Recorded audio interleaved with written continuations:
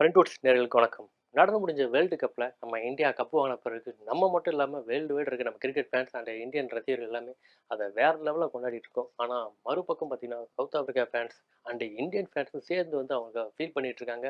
So south ஆப்பிரிக்கான்னு சொன்னா நம்ம எல்லாருக்குமே பல வீரர்கள் ஞாபகத்துக்கு வரலாம். இருந்தாலும் அவங்களோட இந்த தோல்வி தொடர் கதையாவே இருக்கு. எல்லாருமே சொல்லக்கூடிய விஷயம் அவங்களுக்கு ராசியே இல்ல. அதுவும் குறிப்பா வேர்ல்டு கப்னு வந்தா கண்டிப்பா சவுத் ஆப்பிரிக்கா கப் வின் பண்ண வாய்ப்பே இல்ல.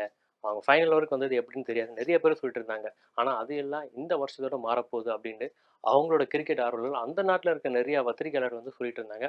ஆனா அது திரும்பவும் தொடர் கதையா தான் இருக்கு. ஸோ சவுத் ஆப்பிரிக்கா மீண்டும் தோல்வி அடைஞ்சது மூலமா சவுத் ஆப்பிரிக்கா வேர்ல்டு கப் கண்டிப்பா செட் ஆகாதுப்பா. அது இந்த ஒரு தோல்வியில மட்டும் யாருமே சொல்லல. அவங்க ஹிஸ்டரி அப்படின்னு எடுத்துக்கிட்டோம்னா 1991ல இருந்து அவங்க ஒன் டே விளையாட ஆரம்பிச்சதுலேருந்து அவங்களுக்கு இதே சர்க்கிள் தான் ஆரம்பிச்சிட்டு இருக்கு. சில பேருக்கு அது தெரியாம இருந்திருக்கலாம். Semi-final Australia versus south Africa நடந்துச்சு. அதுல 213 ரன் ஆஸ்திரேலியா அடிப்பாங்க. இவங்களும் அதே 213 அடிச்சிருவாரு. க்ளூஸ்னர் வேற லெவல்ல கடைசி வரைக்கும் நின்னு விளையாண்டு குடுப்பாரு. ஆனா அந்த ரன் அவுட் சவுத் ஆப்பிரிக்காவோட ஒட்டுமொத்த கனவையும் ஸ்பாயில் பண்ணிடும்.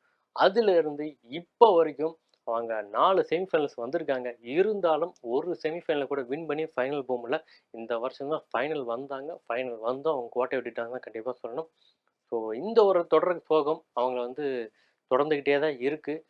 மத்த எல்லா கிரிக்கெட் டீம்ஸுமே பார்த்தீங்கன்னா, 1960, 70 எல்லாம் விளையாண்டு தான் வந்திருப்பாங்க. நம்ம இந்தியா கூட ஃபர்ஸ்ட் வேர்ல்டு கப் 1987ல வின் பண்ணாங்க. அப்படி இருக்கும்போது சவுத் ஆப்பிரிக்கா எவ்வளோ பெரிய டீம். அவங்க ஏன் 91லேருந்து ஆரம்பிக்கணும்னு நெறைய பேருக்கு கொஸ்டின் இருக்கும். சில பேர் சந்தேகமாவும் இருக்கும். அதுக்கும் ஒரு ஹிஸ்டரி இருக்கு. கிரிக்கெட் வரலாற்றிலேயே இங்கிலாந்து அண்ட் ஆஸ்திரேலியாவுக்கு அடுத்து சவுத் ஆப்பிரிக்கா தான் 3வதா கிரிக்கெட் விளையாண்ட நாடுன்னு கண்டிப்பா சொல்லலாம். 1880களிலே அதாவது 18வது நூற்றாண்டிலேயே பார்த்தீங்கன்னா, சவுத் ஆப்பிரிக்கா கிரிக்கெட் விளையாட ஆரம்பிச்சுட்டாங்க. 18ஆம் நூற்றாண்டுகளே ஆரம்பிச்சிருங்க. சவுத் ஆப்பிரிக்கா 91ல தான் திரும்பி ஆரம்பிச்சிருக்காங்கன்னு நெறைய பேருக்கு சந்தேகம் வரும். ஏன்னா, இடைப்பட்ட காலங்கள்ல அவங்க 20 வருஷத்துக்கு மேல அவங்க பேன் பண்ணியிருந்தாங்க. அதுதான் உண்மை. அது நெறைய பேருக்கு தெரிஞ்சிருக்க வாய்ப்பில்ல. டி ஒலிவரன்ற பேட்ஸ்மேன் தான் இதுக்கு எல்லாமும் காரணமா அமையறாரு. அவர் இங்கிலாந்துக்கு விளையாண்டுருக்காரு. ஆஸ் யூசுவல் சவுத் ஆப்பிரிக்கா விளையாண்டுருக்காரு. 1969, 70கள இனவெறி தாக்குதல் அதிகமா இருந்துச்சுன்னு எல்லாருக்குமே தெரிஞ்ச விஷயங்கள் தான். அதுவும் சவுத் ஆப்பிரிக்கால பார்த்தீங்கன்னா, இவர் வேற நாட்டவரு.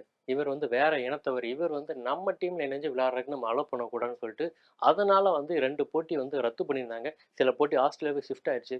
ஸோ, அதனால சவுத் ஆப்பிரிக்கா 1991 வரைக்கும் விளையாடக்கூடாதுன்னு பேன் பண்ணியிருந்தாங்க. ஸோ, அவ்வளோ கஷ்டத்தையும் தாண்டி அதுக்கடுத்து 92ல செமிஃபைனல்ல வந்த பிறகு தான் தோத்தாங்க.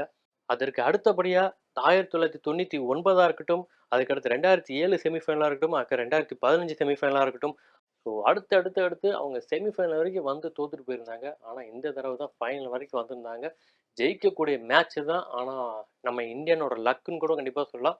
அவங்க மேட்ச்ச தோத்துட்டாங்க. நம்ம இந்தியா வின் பண்ணிட்டாங்க. ஸோ இதுல என்னப்பா இருக்கு? எல்லா டீம்ஸும் தான் இந்த மாரி இருக்காங்க அப்படின்னு சொல்லலாம். ஆனா, நம்ம இந்தியாவுக்கும், சவுத் ஆப்பிரிக்காவுக்கும் பார்த்தீங்கன்னா, நல்ல ஒரு பாண்டிங் போயிட்டு இருக்கு.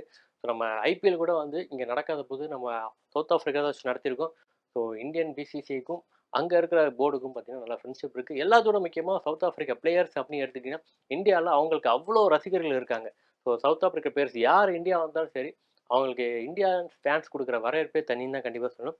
ஈவன் நம்ம ஐபிஎல் எடுத்துக்கிட்டோம்னா, நம்ம ஆர்சிபி அணிக்காக நம்ம டிவிலியர்ஸ் வேற லெவல்ல பெர்ஃபார்மன்ஸ் பண்ணியிருக்காரு. அவர் நாட்டுக்காக மட்டும் இல்ல, நம்ம ஆர்சிபிக்கும் பெர்ஃபார்மன்ஸ் பண்ணியிருக்காரு. ஆனா அவரால ஒரு வேர்ல்டு கப் கூட வின் பண்ண முடியல. அவர் மட்டும் இல்ல, அவர தாண்டி இன்னும் நெறைய பேர் இருக்காங்க. நான் முன்னாடியே சொன்ன மாரி க்ளூஸ்னரா இருக்கட்டும், அதுலயும் பவுலர் கண்டிப்பா சொன்னா பொல்லாக்லாம் நார்மலா யாரும் மறந்துட முடியாது. பொல்லாக்கா இருக்கட்டும், அதுக்கடுத்து ஜாக் காலிஸா இருக்கட்டும், அவங்களும் ஆல்ரவுண்டரா, பவுலரா வேற லெவல்ல பெர்ஃபார்மன்ஸ் பண்ணிருக்காங்க. ஈவன் டேல் ஸ்டெயின் கூட நமக்கு எல்லாருக்கும் தெரியும். ஸோ இந்த மாரி உலகத்தரம் வாய்ந்த நட்சத்திர வீரர்கள் நெறைய பேர் சவுத் ஆப்பிரிக்கா டீம்ல இருந்தாலும், அவங்களால ஒரு வேர்ல்டு கப் கூட வின் பண்ண முடியலன்றது தான் சோகம். ஸோ அந்த அதிர்ச்சியிலிருந்து தான் நெறைய பேர் இன்னும் மீள முடியல. இப்போ இருக்கிற சவுத் ஆப்பிரிக்கா டீம்ல இன்னும் நெறைய பேர் கண்ணீர் மல்க விடை குடுத்துருக்காங்க. அது நம்ம டீகாக்கா இருக்கட்டும், இன்னும் சில சீனியர் வீரர்களா இருக்கட்டும், ஸோ அவங்களும் கண்ணீர் மல்க விடை பெற்றிருக்காங்கன்னு தான் கண்டிப்பா சொல்லணும்.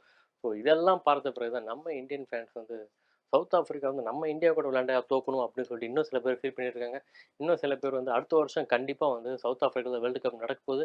அந்த வேர்ல்டு கப்ப கண்டிப்பா அவங்க தான்ப்பா வின் பண்ண போறாங்க அப்படின்னு இப்பவே எல்லாரும் தெளிவா சொல்லிட்டு இருக்காங்க. நம்ம இந்தியா விளையாட தான் போகுது. இருந்தாலும் அவங்க ஃபீலிங்ஸ் தாங்காம இங்க இருக்க நம்ம இந்தியன் ஃபேன்ஸ் அவங்களுக்காக கண்டிப்பா அடுத்த வேர்ல்டு கப் அவங்க வின் பண்ணணும் அப்படின்னு சொல்லிட்டு இருக்காங்க. இது எந்த அளவுக்கு ஏற்புடையா இருக்கும்னு தெரியல. ஸோ அவங்க சொன்ன விஷயங்கள் எந்த அளவுக்கு எமோஷனல் பாண்டா இருக்குன்னு நீங்க நினைக்கிறீங்க? அத கண்டிப்பா கமெண்ட் செக்ஷன்ல மென்ஷன் பண்ணுங்க. இது எல்லாத்தையும் தாண்டி நம்ம இந்தியன் கிரிக்கெட் டீம பத்தி இன்னும் நிறைய வீடியோக்கள் வந்துட்டே இருக்கு. தொடர்ந்து எங்க வீடியோவ ஆதரவளிங்க. இத்துடன் நான் இந்த வீடியோ முடிச்சுக்கிறேன். மீண்டும் அடுத்த வீடியோல உங்களை சந்திக்கிறேன். அதுவரை உங்களிடம் விடைபெறுவது சண்முகம்.